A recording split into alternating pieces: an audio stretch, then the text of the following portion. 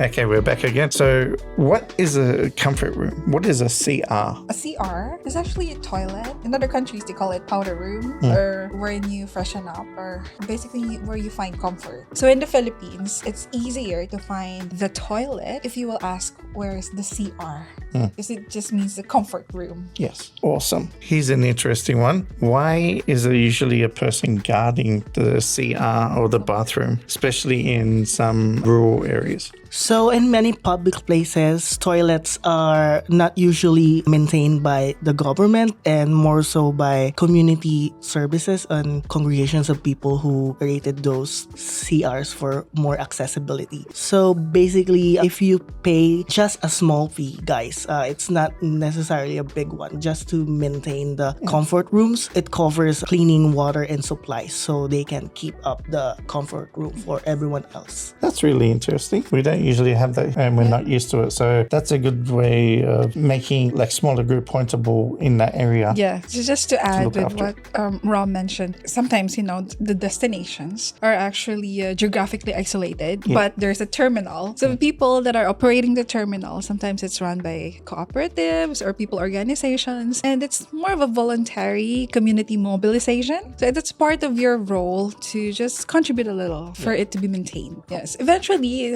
we do start it from that, but once the government takes over, when the route is established, then there's no more fee for the CR. But for smaller CRs, there's still like that going on because of the traffic there is not high enough for it to have a public CR. Understood. Thank you. Since coming from Australia, we're not really used to it. Do I need to tip everybody? In Philippines, tipping is not compulsory. It's a way of giving thanks to the service people or service staff that usually gives very good type of service. So the gist is service staff are paid regular wages and tipping is simply a way to say thank you for good service. It's very appreciated but never demanded, and there's no pressure at all if you choose not to tip at all. Awesome.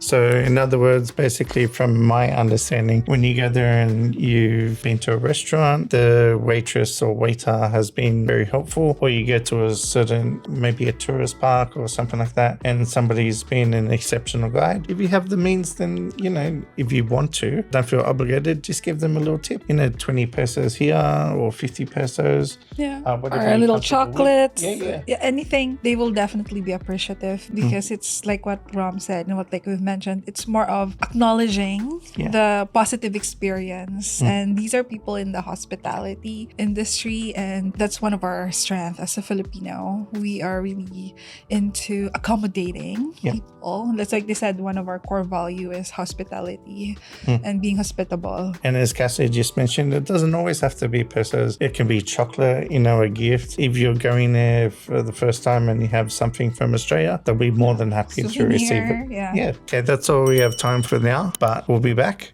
again